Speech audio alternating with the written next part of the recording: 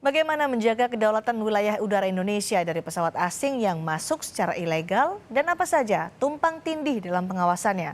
Kami bahas bersama Hikmahanto Juwana, pakar hukum internasional, bergabung juga Bobi Adityo Rizaldi, anggota Komisi 1 DPR RI dari fraksi Golkar. Selamat malam Prof. Fik, selamat malam Pak Bobi. Selamat Selamat malam. malam. Baik Pak Bobi, Anda menyebut ada tumpang tindih nih soal penanganan pesawat asing yang masuk secara ilegal di Indonesia. Gambarannya seperti apa nih Pak Bobi? Iya betul, memang sebenarnya soal ruang udara ini kan sudah diatur, ada konvensinya. Kita juga ada undang-undang penerbangan. Di situ kan disebutkan bahwa Kohanutnas atau TNI Angkatan Udara itu juga memiliki kewenangan untuk penyidikan.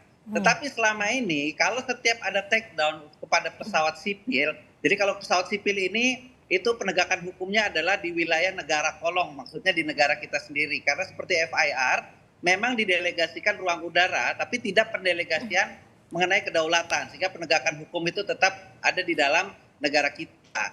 Nah, Pak Bobi?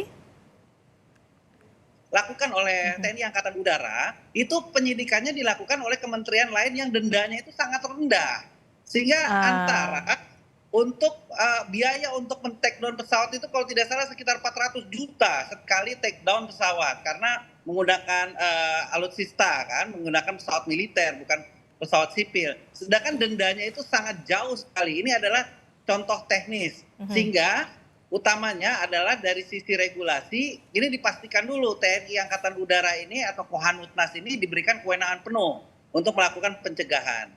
Itu dari sisi legislasi. Nanti sisi teknis banyak hal yang lainnya. Jadi apa yang didorong oleh DPR soal penanganan ini? Ya harmonisasi di antara lembaga penegakan kedaulatan di ruang udara kita. Antara Kementerian Perhubungan dengan TNI Angkatan Udara itu harus sesuai dengan undang-undangnya. Jadi kalau misalkan TNI Angkatan Udara yang mencegah masuk pesawat sipil, itu penegakan hukum dilakukan dengan take down. Kalau misalkan itu ada negara dengan antar negara, ini bisa dilanjutkan dengan arbitrase internasional. Sebenarnya semua jalannya itu sudah ada, tinggal masalah pelaksanaan dan penegakan hukumnya. Dan ini yang perlu koordinasi antar lembaga. Oke, perlu koordinasi antar lembaga. Prof. Fik, kita bicara soal aturan hukum, konvensi internasional soal batas wilayah udara. Sebenarnya bagaimana sih soal konvensi internasional ini, Prof. Fik? Jadi begini, pertama yang saya ingin sampaikan bahwa pelanggaran yang dilakukan oleh militer, pesawat militer Amerika Serikat ya terutama, itu masalah klasik dan tidak akan pernah selesai. Kenapa saya katakan seperti itu? Karena Amerika Serikat bukan peratifikasi dari UNCLOS 1982, sehingga mereka tidak mau mengakui wilayah perairan kepulauan Indonesia yang tunduk pada kedaulatan Indonesia. Jadi pesawat-pesawat ini menganggap bahwa perairan kepulauan Indonesia itu masih laut lepas. Itu yang pertama. Yang kedua, Amerika Serikat sampai hari ini belum mau mengakui kita punya kedaulatan di sana. Bahkan mereka tidak mau mengakui negara kepulauan. Ya, dan mereka menjadi, kalau dalam hukum internasional itu disebut sebagai persistent objector. Artinya apa? Mereka akan terus-menerus tidak mau mengakui. Dan caranya adalah dengan mereka berada di sana, latihan perang dan lain sebagainya. Jadi akan berulang terus dan terus dong, Prof. Fik, soal ini, karena sudah ada perbedaan prinsip nih.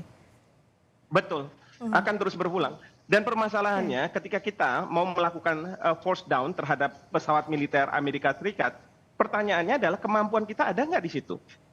Kita mau nggak misalnya head to head dengan pesawat tempur Amerika Serikat? Pasti kita akan menghindar. Nah ini yang jadi permasalahan klasik. Karena apa? Di satu sisi kita menganggap bahwa ini wilayah kedaulatan kita karena kita ini negara kepulauan, tapi Amerika Serikat karena dia tidak meratifikasi dan dia merasa tidak mau. Termasuk juga di jalur laut karena mereka tidak mau mengakui ALKI yang sudah ditentukan oleh Indonesia. Mereka maunya sendiri karena apa? Mereka menganggap bahwa dirinya bukan anggota dari UNCLOS.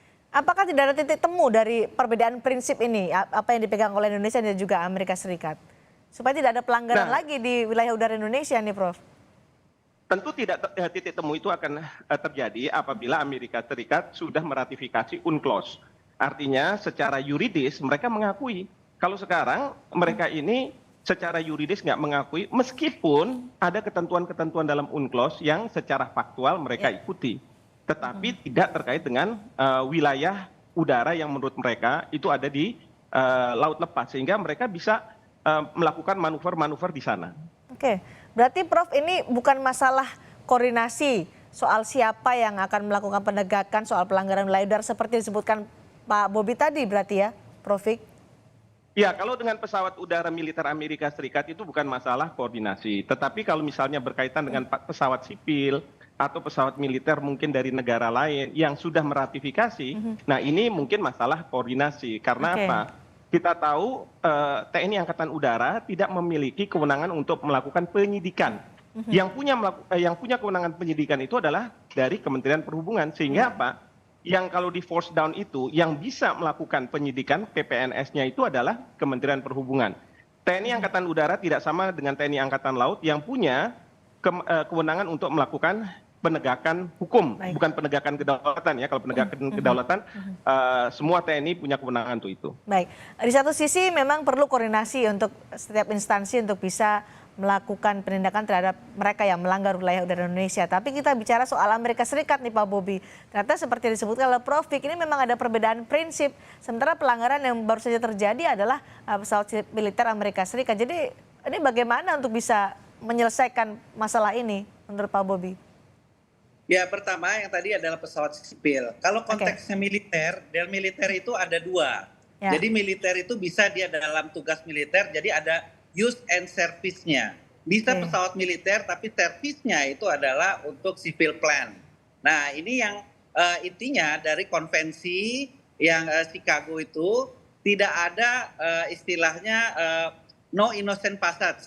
Intinya tidak ada semua boleh melintas tanpa prior consent atau izin. Nah, oleh karenanya untuk menghadapinya itu sudah sangat benar. Kita meresponnya dengan memiliki alutsista terbang dari negara Perancis yang bukan dari alutsista dari Amerika, sehingga istilahnya itu combat levelnya itu harusnya seimbang sehingga mampu memiliki otot untuk take down atau paling tidak untuk mengusir dari tadi yang disampaikan oleh Pak Profesor. Jadi utamanya memang kemampuan tersebut yang sebenarnya sudah disikapi dengan baik oleh pemerintah dengan membeli alutsista yang bukan buatan dari Amerika.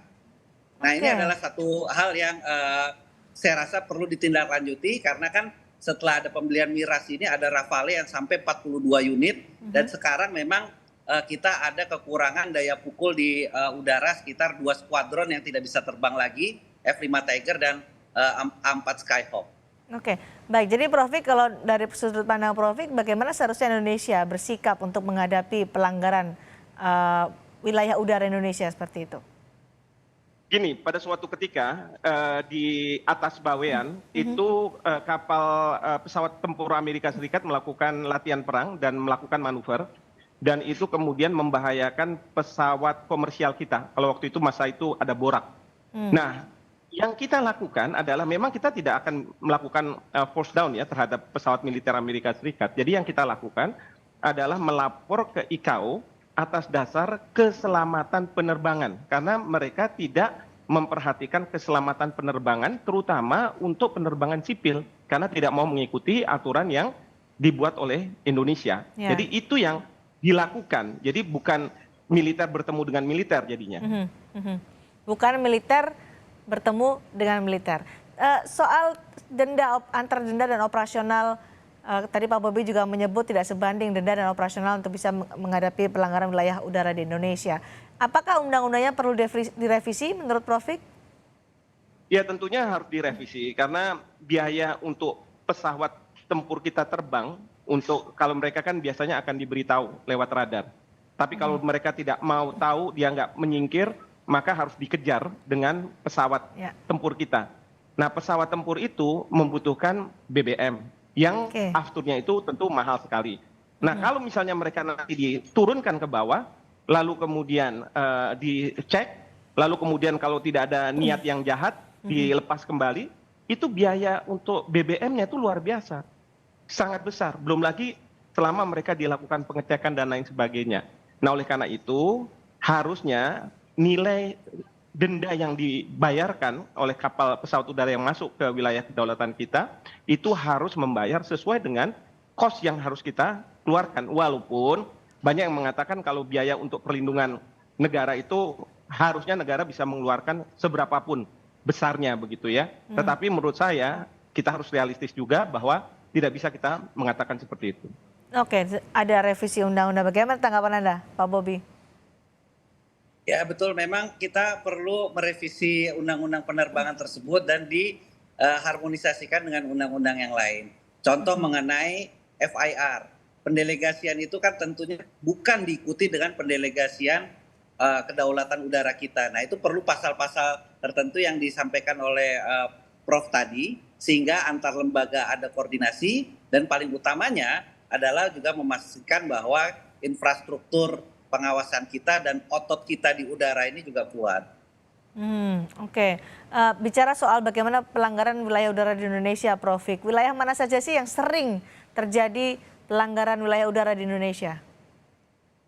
Kalau dari sisi Amerika Serikat pastilah perairan-perairan yang menurut mereka masih seperti konvensi tahun 58 ya, bukan 82, di mana pada waktu itu pulau-pulau Indonesia dianggap mempunyai laut teritorial masing-masing, sehingga di antara pulau besar itu dianggap sebagai laut lepas. Nah disitulah mereka bermanuver, mereka melakukan berbagai kegiatan military exercise untuk memastikan bahwa dia tidak akan menerima ketentuan tentang negara kepulauan itu.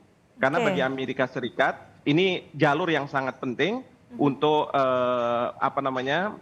kapal induk dan lain sebagainya ya melewati gitu, kira-kira seperti itu. Ada wilayah lainnya selain di situ yang paling rawan?